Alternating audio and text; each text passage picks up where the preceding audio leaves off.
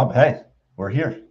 Tim Walker, happy Halloween Tuesday at 2. Yeah, happy Halloween. What are you? Are you a blueberry? Maybe that might be accurate. I tried to get Tim to dress up for Halloween, everybody, but he like Amy Winehouse in rehab said no, no, no. Yeah, And now we are here, and I'm a blueberry, and Tim is a flannel wearing lumberjack. handsome gentleman. By the way, we should add the image of you as a lumberjack that I created in Dolly to our slide deck today. Can you go do that? That would be fantastic. Anyway, guys, Yeah, uh, I'll let you. I'll let you do that I'm if going to it's go do that it right now. important to you. It is Tuesday at 2. I am one of the co-hosts of this fabulous show, Rob Mann. With me, I have the impeccably dressed and always spirited Tim Walker.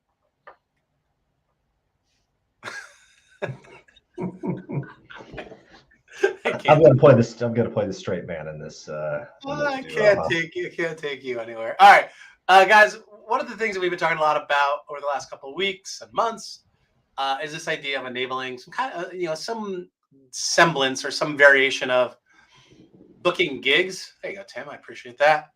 And enabling the gig economy for your staffing business. And what's really interesting is we asked ChatGPT some questions about some of those platforms that already exist, namely Fiverr and Upwork, and just trying to get glean some insights into how all of that could work together, what it means for your agency, and things that you need to consider. And the biggest thing that Tim and I kind of took away from our AI-powered research is that those two businesses operate very differently.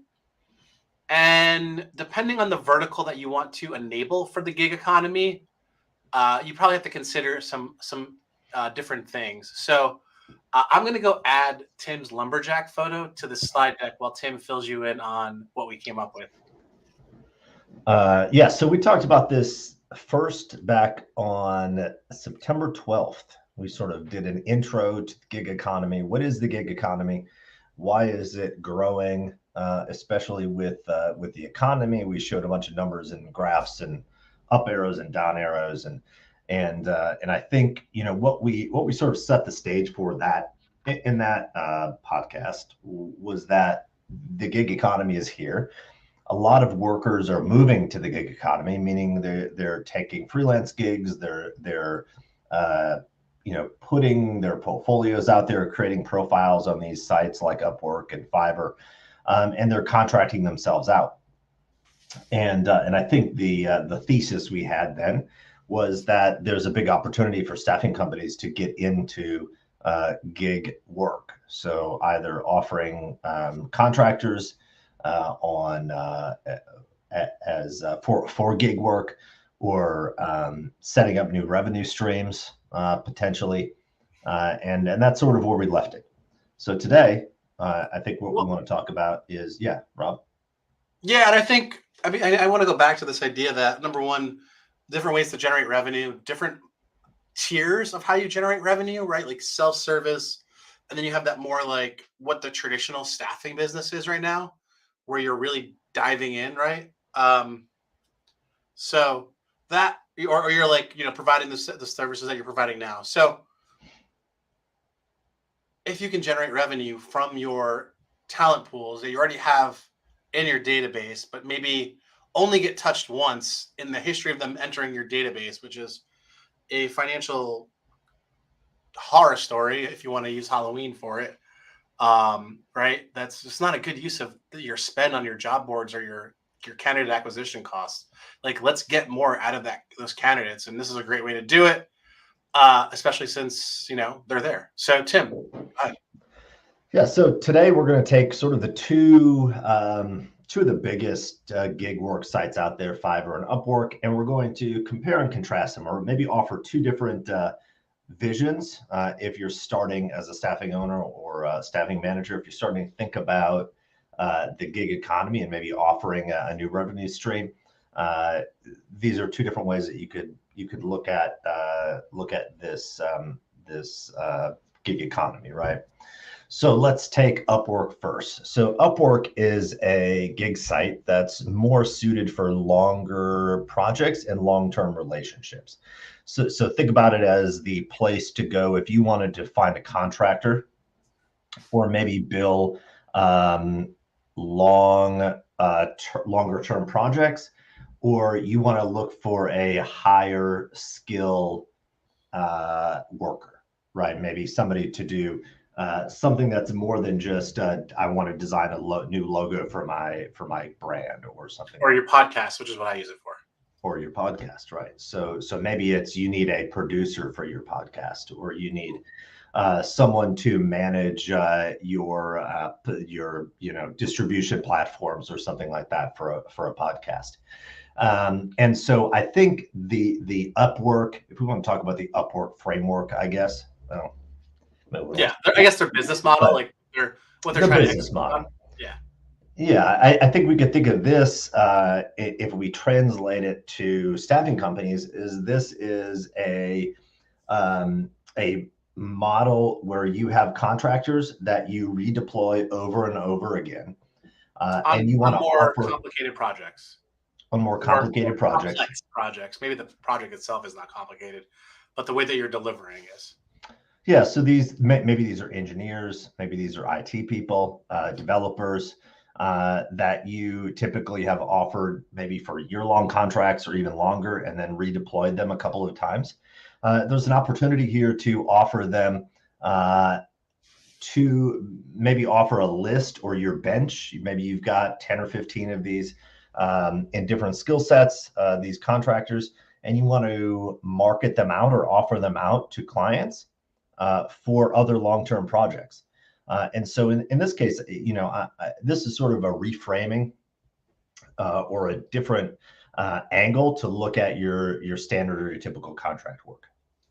Yeah. And maybe the new angle here is the platform by which you can offer them to your clients or allow your clients to select from a list of your talent. And that's obviously the reason why we're really interested in this is because this is an application for skill marketing, and the platform we're building with 3D IQ to be able to automate through Bullhorn Automation or through our own system the candidates or the contractors that you have available, and then being able to push those out in a regular basis, either via a newsletter or a subscription platform that you've set up to clients or to prospects that are interested in these sorts of candidates. Yep. So the takeaway is, and then we have this on another slide, right? But we talked about like you have to pay to submit a proposal to Upwork for what the project is. Mm-hmm. So that's something that you would need to enable, where on the website you'd be able to submit that proposal. But I think I probably jumped ahead. So keep going, Tim. Yeah, no. I think maybe the other way to look at it is that you're offering some sort of a subscription or some sort of a fee that maybe your clients are paying to have access to this talent, whether it's high level talent. That could be cool. Like if you have constant projects that you're trying to do. There's an interesting there's a website. There's a guy who does like $1 million in ARR, and he's a freelance graphic designer. And you basically use a Trello board. You have one call with him to kind of talk about your brand for 30 minutes or 15 minutes, and then he bills you $5,000 a month. But you submit what you want in a Trello board, and he delivers it back to you within 24 hours.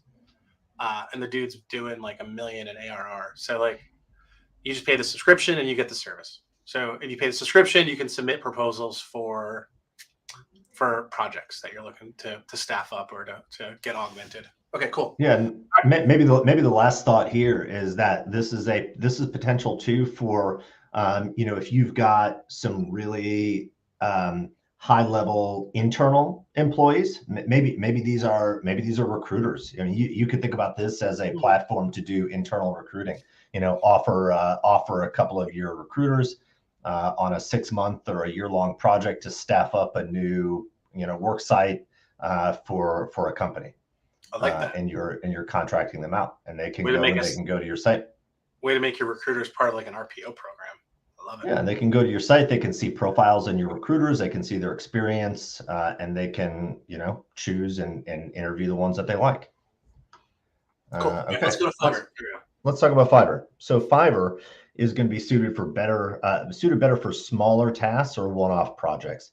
And so again, this is like we mentioned at the beginning here. So maybe a logo design, or in the context of staffing, maybe this is a small website development project, or you've got a client who you work with regularly. Maybe you've placed permanent employees with them, and they've come to you and say, hey, we want to redo our website, and we don't really need to hire a contractor for it, or hire a new long-term employee. We just need somebody who really knows what they're doing to come in and create this platform for us, or a website for us, or something like that.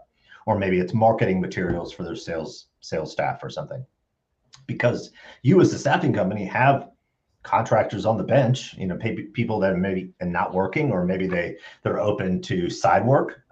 You could offer that talent on a small term project basis. And so in this case, instead of offering an ongoing subscription fee, you've got projects on your website, $500 for standard projects. Yeah. Standard projects. And then once maybe they check out or they buy that project, maybe it's a $5,000 new website or something.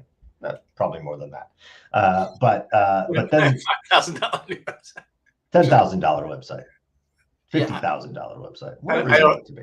Yeah, I don't know what I want to charge for that, but it's not $5,000. But unless it's a 1-page or 3-page something. I don't know. That's right. But I think you're still, you would just, you would generate landing pages, have them buy the package, and then you communicate what's, they pick the team, or you pick the team, and then you deliver that to that person with that talent. There's just so many different ways to use your talent if you can make it accessible on your website, which is not going to cost you $5,000.